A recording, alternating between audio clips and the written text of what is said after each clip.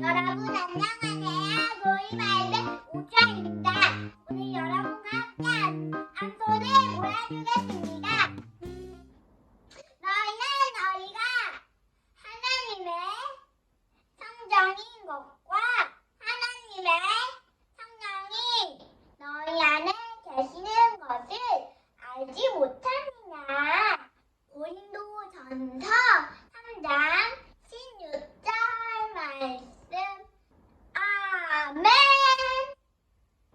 여러분 안녕하세요. 교리인 바이블의 오상훈 목사입니다. 오늘 여러분들과 함께 소율이 24문학을 통해서 예수 그리스도의 선지자 직분에 대해서 살펴보도록 하겠습니다. 우리 상대방에게 어떠한 메시지를 전달할 때 여러 가지 방법을 사용하곤 합니다. 예전에는 우편이나 전화를 사용했는데요. 요즘은 이메일이나 스마트폰을 통해서 간단히 내가 원하는 정보를 상대에게 전할 수가 있게 되었습니다. 그런데 하나님께서는 구약시대 때 선지자들을 세우셔서 이스라엘 백성에게 하나님의 뜻과 계획을 전달하도록 말씀하셨습니다. 그런데 예수님께서 이 땅에 오심으로 말미암아 이제는 수많은 선지자들을 대신해서 예수님은 성령을 통해 우리에게 하나님의 뜻과 계획을 전달해주고 계십니다. 이러한 내용을 오늘 소율이 24문항은 자세히 설명해주고 있습니다. 먼저 오늘 소율이 24문항을 살펴보시면요. 그리스도께서는 어떻게 선지자 직분을 행하시는가 라고 질문하고 있는데요. 그에 대한 대답으로 그리스도께서 선지자 직분을 행하시는 것은 우리를 구원하시고자 하시는 하나님의 뜻을 그 말씀과 성령으로 말미암아 우리에게 나타나시는 것이다 라고 대답하고 있습니다. 신명기 18장을 보면 하나님께서는 모세와 같은 선지자들을 너희에게 보낼 것이다 라고 약속해 주셨습니다. 또 누가복음 13장 33절을 보면 예수님께서는 친히 예수님을 가르쳐 선지자라고 말씀하고 계십니다. 오늘 소율이 24문항과 이러한 말씀들을 종합해 볼 때 예수님께서는 지금도 살아계셔서 말씀과 성령으로 우리에게 선지자 직분을 행하고 계시다는 것을 알 수 있습니다.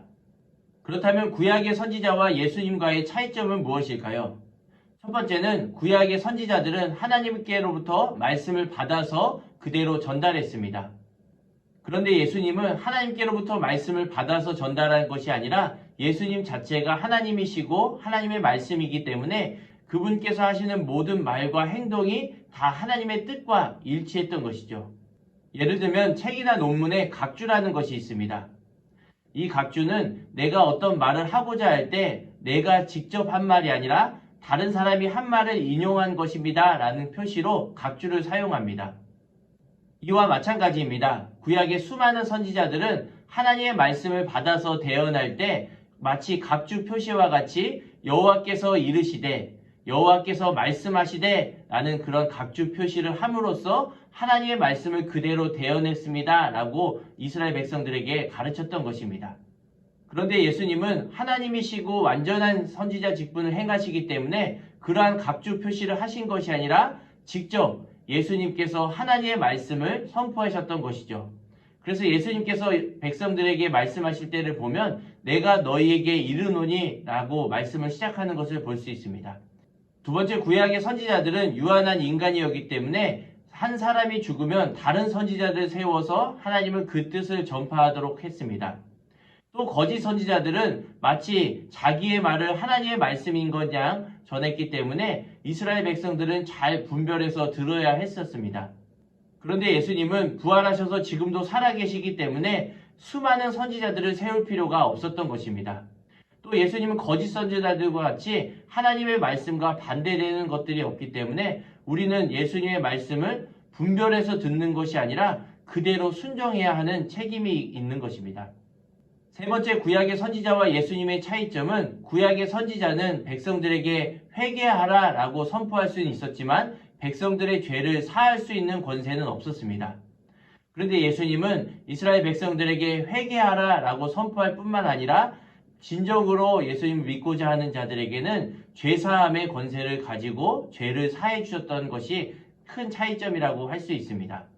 그래서 쉽게 비유해서 설명드리면 구약의 수많은 선지자들은 마치 인간의 몸속에 어떠한 병이 있는지 보여주는 MRI 기계와 같습니다. MRI 기계는 인간 몸속에 어떠한 병이 있는지 보여줄 뿐 치료해주지는 못합니다. 그런데 예수님은 인간의 몸속에 어떠한 병이 있는지 드러내주는 MRI 기계와 같을 뿐만 아니라 그 병을 실제로 치유해주고 완전히 고칠 수 있는 의사와도 같은 것입니다.